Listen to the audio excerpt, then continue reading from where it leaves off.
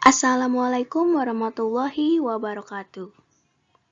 Halo semuanya, perkenalkan nama saya Pramita Yasmin dan pada kesempatan kali ini saya akan menjelaskan tentang sistem pernafasan. Pembahasan pertama yang akan kita bahas adalah struktur dan fungsi sistem pernafasan manusia. Sebelum masuk ke pembahasan, kita harus terlebih dahulu mengetahui apa arti bernafas. Bernafas adalah bagian yang sangat penting dari aktivitas makhluk hidup. Tanpa bernafas, manusia tidak dapat hidup. Bernafas merupakan salah satu ciri makhluk hidup, yaitu proses pengambilan oksigen, pengeluaran karbon dioksida, dan penggunaan energi di dalam tubuh. Di dalam tubuh, oksigen digunakan untuk mengoksidasi zat makanan sehingga menghasilkan energi. Dalam proses pernafasan, melibatkan alat-alat pernafasan, mulai dari hidung, laring, trakea, bronkus, bronkiolus, paru-paru, dan alveolus. Organ-organ ini yang akan kita bahas secara satu persatu.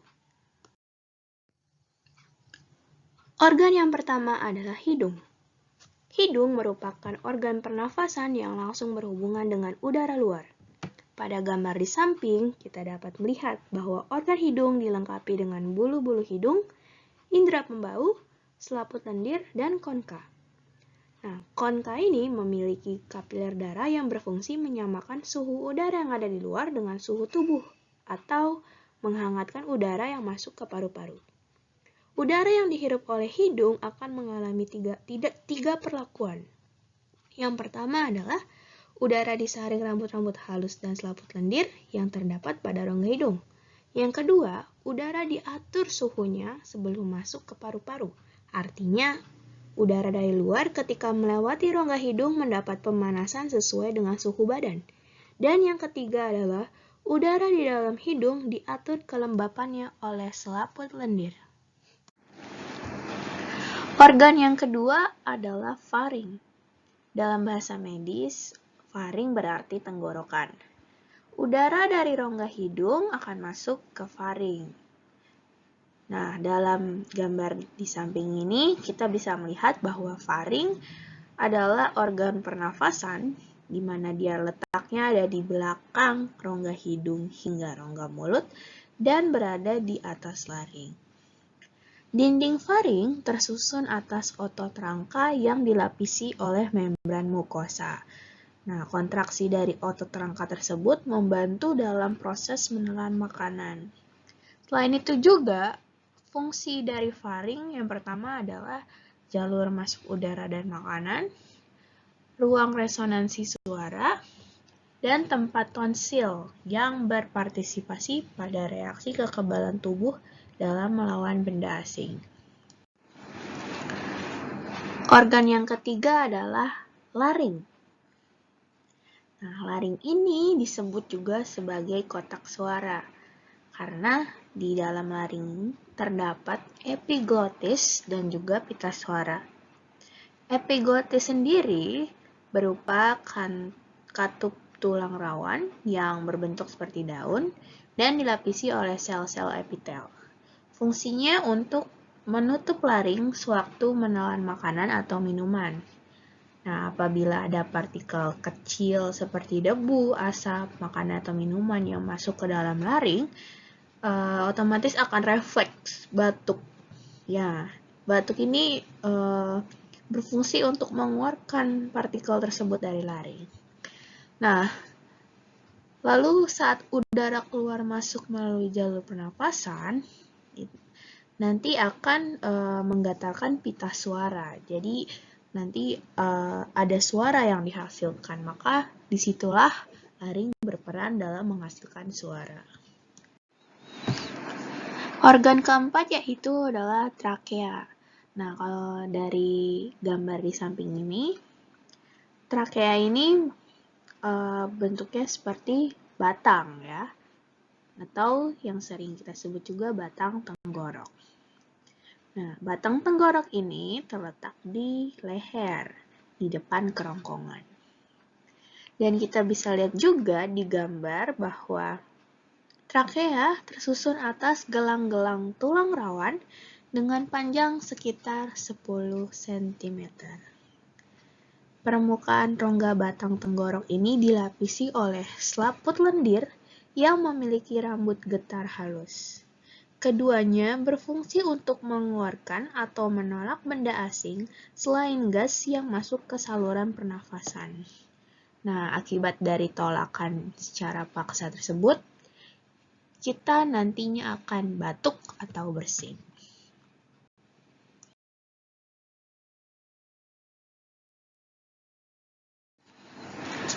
Organ selanjutnya dalam sistem pernafasan. Nah, kita bisa lihat di gambar, itu terdapat batang tenggorok atau trakea, dan selanjutnya ada tanda panah tuh yang bergerak, kalian bisa lihat yang berwarna biru muda, dia menunjukkan cabang. Nah, cabang dari batang tenggorokan ini yang kita sebut dengan bronkus. Nah, bronkus bercabang menjadi dua ya. Yang masing-masing cabang akan memasuki paru-paru, ada yang di sebelah kanan dan ada yang di sebelah kiri. Nah, di dalam paru-paru, bronkus akan bercabang lagi menjadi bronkiolus. Ya, jadi anak-anak cabang dari bronkus ini disebut bronkiolus. Kalian bisa melihat tanda panah yang keriting-keriting ini yang menunjukkan tentang bronkiolus. Nah, bronkus ini kan ada dua ya. Yang di sebelah kanan nanti akan bercabang lagi menjadi 3 bronkiolus. Nah, sedangkan yang ada di sebelah kiri dia akan bercabang menjadi 2 bronkiolus. Nah, bronkiolus itu sendiri tadi sudah dijelaskan bahwa merupakan percabangan dari bronkus. Nah, jumlah dari bronkiolus ini sesuai dengan jumlah lobus pada paru-paru. Nah, yang pada paru-paru ini akan dijelaskan di slide selanjutnya.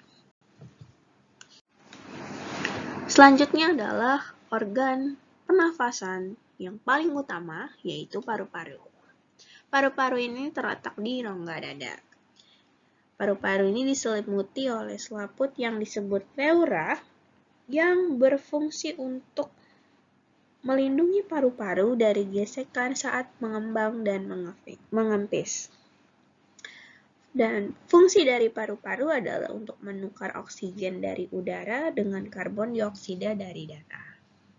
Kita bisa lihat di gambar bahwa paru-paru ini terdiri dari 2 lobus ya. Nah, kita lihat di bagian sebelah kanan, paru-paru yang sebelah kanan itu ada 3 lobus. Ada lobus superior, ada lobus medius, dan lobus inferior. Sedangkan yang di sebelah kiri ada 2 lobus, yaitu lobus superior dan inferior.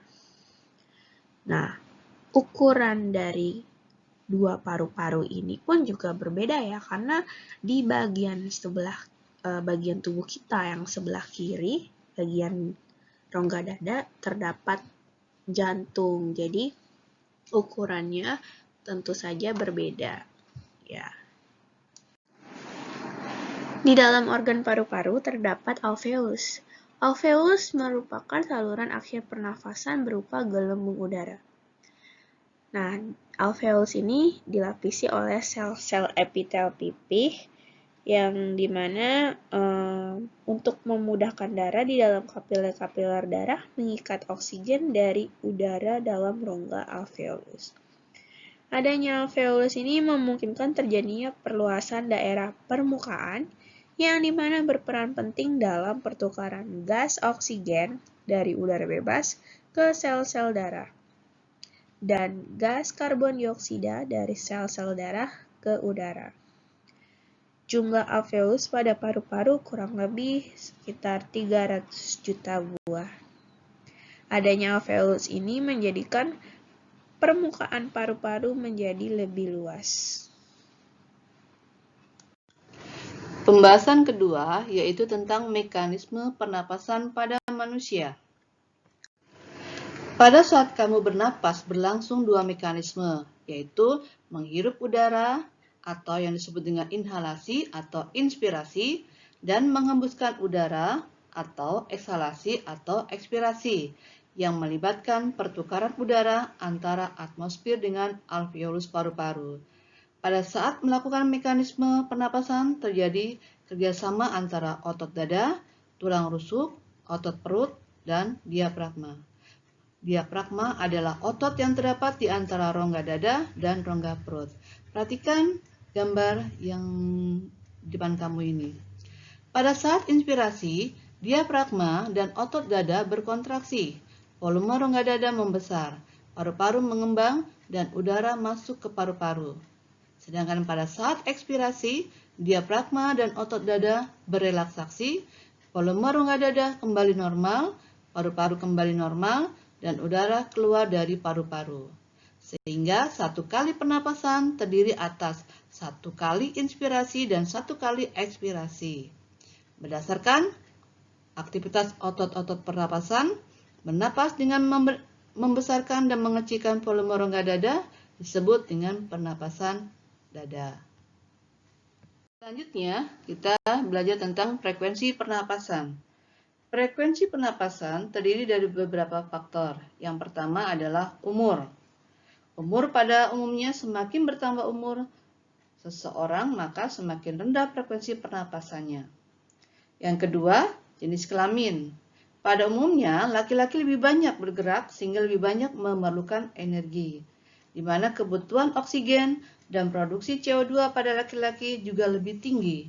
Hal ini menunjukkan bahwa proses metabolisme pada laki-laki jauh lebih tinggi daripada perempuan. Yang ketiga, suhu tubuh. Semakin tinggi suhu tubuh, maka semakin cepat frekuensi pernapasannya. Hal ini terjadi karena adanya peningkatan proses metabolisme di dalam tubuh, sehingga diperlukan peningkatan pemasukan oksigen dan pengeluaran CO2. Yang ketiga, posisi tubuh. Posisi tubuh sangat berpengaruh terhadap frekuensi pernapasan. Hal ini berkaitan dengan beban yang harus ditanggung oleh organ tubuh. Yang kelima, kegiatan atau aktivitas tubuh. Orang yang melakukan aktivitas memerlukan lebih banyak energi dibandingkan dengan orang yang tidak melakukan aktivitas, seperti duduk santai atau tiduran. Sehingga ketika tubuh memerlukan banyak energi, maka tubuh perlu lebih banyak oksigen sehingga frekuensinya pernapasan meningkat. Volume udara yang digunakan dalam proses pernapasan ada beberapa macam. Yang pertama, yaitu volume tidal, yaitu volume udara yang keluar masuk paru-paru saat tubuh melakukan inspirasi atau ekspirasi biasa. Itu sekitar 500 mili. Yang kedua, volume cadangan inspirasi atau komplementer, yaitu volume udara yang masih dapat dimasukkan ke dalam paru-paru setelah melakukan inspirasi secara biasa. Volumenya yaitu 1500 ml. Yang ketiga, volume cadangan ekspirasi atau suplementer, merupakan volume udara yang masih dapat dikeluarkan secara maksimal dari paru-paru setelah melakukan ekspirasi biasa. Volumenya sekitar 1500 ml. Yang keempat, volume residu, yaitu volume udara yang masih tersisa di dalam paru-paru meskipun telah melakukan ekspirasi secara maksimal. Volumenya sekitar 1000 ml. Selanjutnya yaitu kapasitas vital paru-paru, yaitu total dari volume tidal plus volume cadangan ekspirasi plus volume cadangan inspirasi, sehingga kapasitas vital paru-paru sekitar 3500 ml.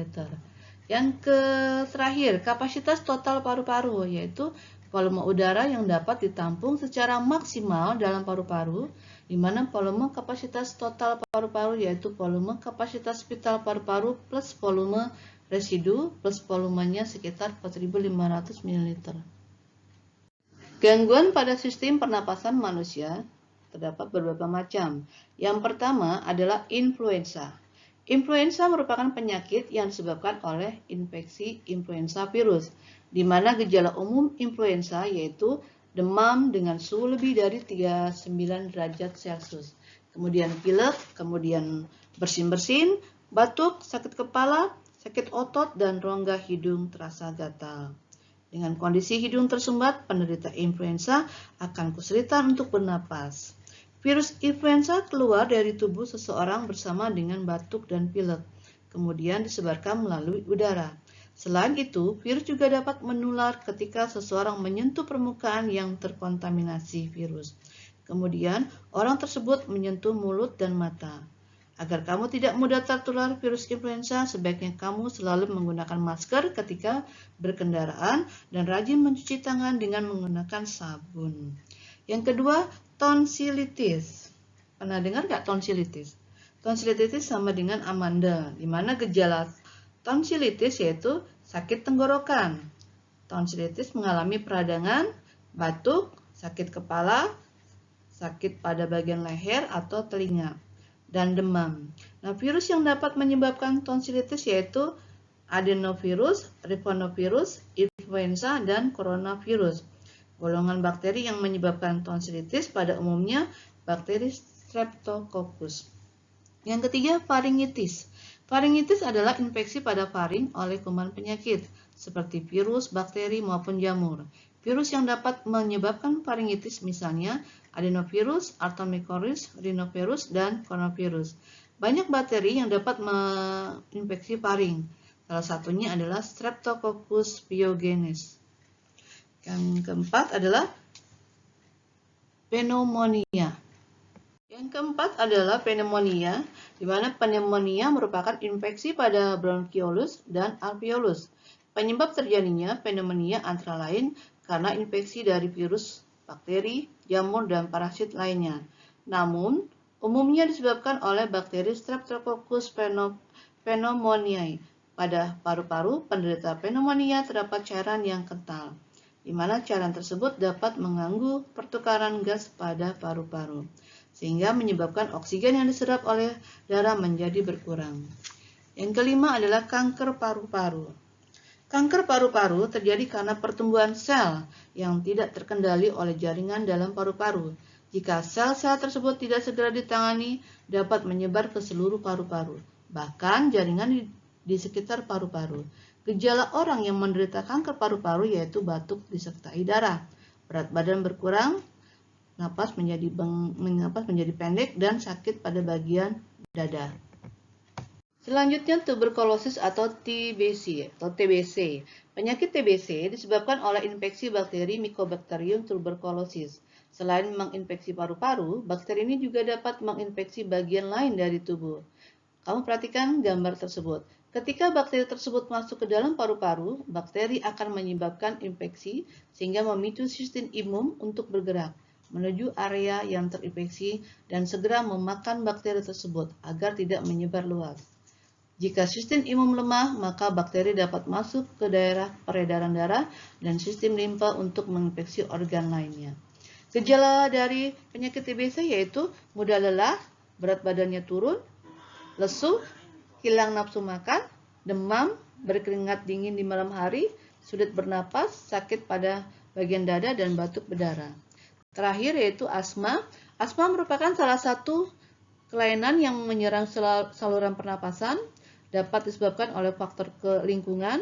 Faktor lingkungan yang dapat menyebabkan asma diantaranya masuknya zat pemicu alergi dalam tubuh, misalnya asap rokok, debu, bulu hewan, peliharaan, dan lain-lain sebagainya. Terima kasih kalian sudah menyimak pelajaran hari ini. Semoga bermanfaat. Dan jangan lupa, tugasnya dikerjakan hari ini juga. See you!